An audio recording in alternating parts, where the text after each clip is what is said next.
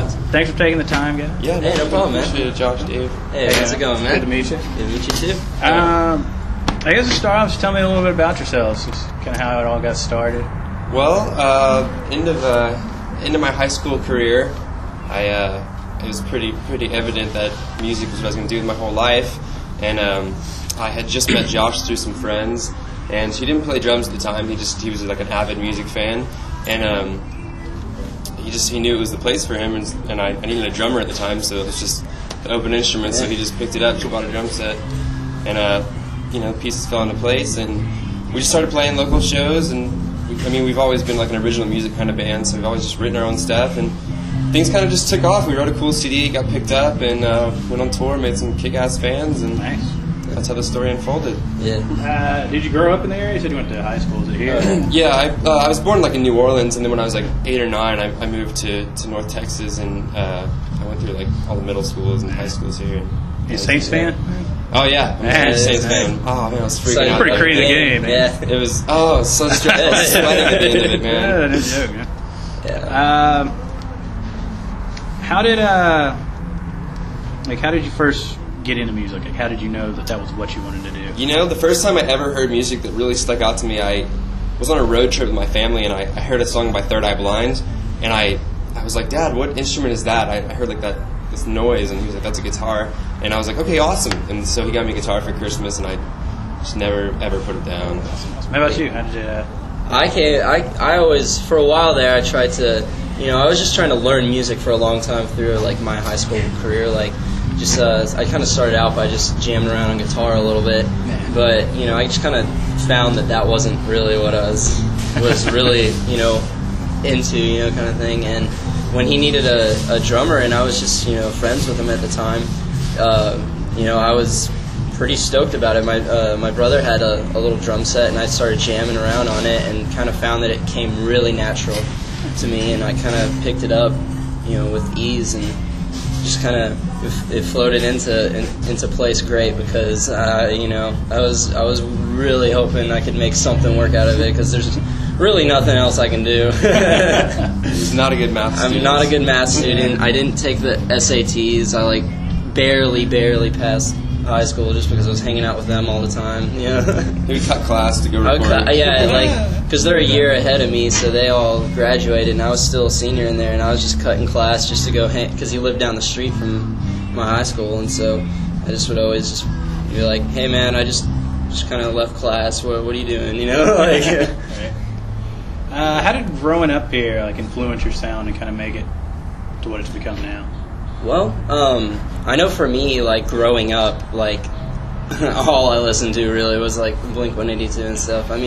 Through towards the end of high school is when I started kind of getting other type of musical influences, Taking Back Sunday and the Used and stuff. But I guess when it boils down to it, the band that really influences it the most for me is 30 Seconds to Mars, even though it's not really too similar to our music sound. It's just kind of their attitude about music is what really kind of gets to me.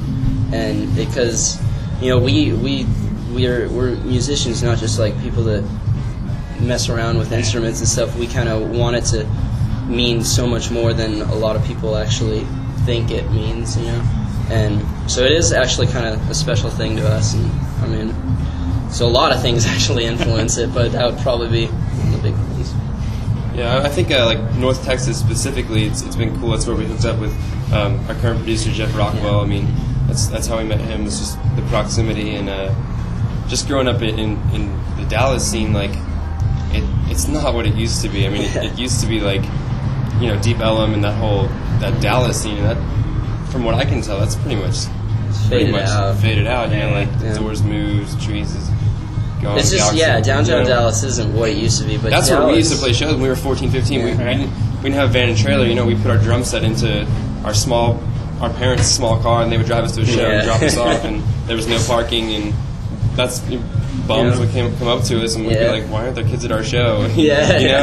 But it's become so friendly to kids. It's so obvious, the scene here, that the fans going to shows are 15-year-old girls and their 16-year-old boyfriends, and it's kind of kinda been tailored harder. to that, and I think that's an awesome thing because there's safer places for kids to find entertainment. It's starting to spread a little bit. I mean, like Dallas is still like. Actually, I feel like Dallas now has become such a good place for the music scene.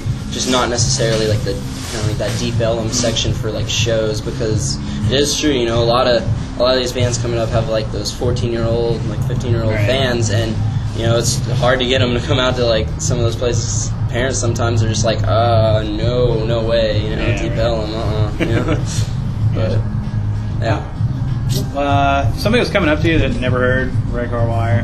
How would you describe your sound? Like what I actually described it to somebody yesterday. We're a rock band from Dallas that doesn't have money to eat. Yes. I don't know. I hate that question so loaded because we're not genre specific. I mean, we're never like, oh, let's write a pop song, let's write a rap song, we just kind of write what comes natural, and I think the best way to do that is have people listen to them themselves. So if somebody came up to me and asked me that, I would give them an iPod, and I would give it to them. A 16 megabyte iPod, I would just hand it to them and say, keep this, it's loaded with our music, tell your friends. Like when we're writing like either like an EP or like putting together songs for a full length, we think of it as like, especially EP wise, since there's only like maybe like 5-6 songs on it, we want each song to not really sound the same on there, so we kind of like put it into like, okay, we're gonna have this kind of song for this, then we write that type of song, or we'll get an idea for this and be like, this can turn into this kind of song, and so we try and keep it pretty diverse through a CD, even though it's still all together kind of in that pop rock. But a lot of people put us as pop punk, but we really don't consider us too much pop punk. We have some songs that I can see why, but it's more of just like that, just pop rock kind of. Where did the name come from? Go ahead. I don't know. I mean, you want to go with this one? It's just the name of our band, man. It's the name of our band. There's not really like a specific thing. It's as quirky and off the wall as we are. It's just what it is. There's really not a good story. Yeah, there's not like we tried to think. We've tried to make up like tons of different little. It's the wire you cut that blows up the song. Yeah, that's what we think. That's what we think it is. Yeah, it could be. Maybe we're not the people to ask. Yeah. Ask our fans what it means. They have good stories. Yeah, it's pretty cool. I know you mentioned Third Eye Blind, 30 Seconds to Mars. What are some other artists that you really admire?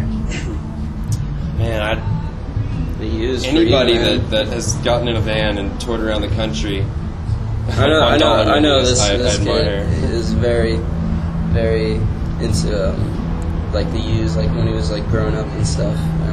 That's kind of, he actually got me into the Used. He's the one I never really listened to him until I met him, and he kind of like showed me him, and like I don't know that our music's too similar, but just if you like look at their band, it's so like they didn't have anyone to look up to kind of growing up. Like they were in this small town, and they just had to make it happen. I saw an interview with them actually, and they were just like, we just got in this mindset of every day we have to push ourselves, one step further. If we go to sleep at night and we haven't done anything to get ourselves further, then it was a completely wasted day, and it kind of got me into that mindset. And it was just a good way to look at it.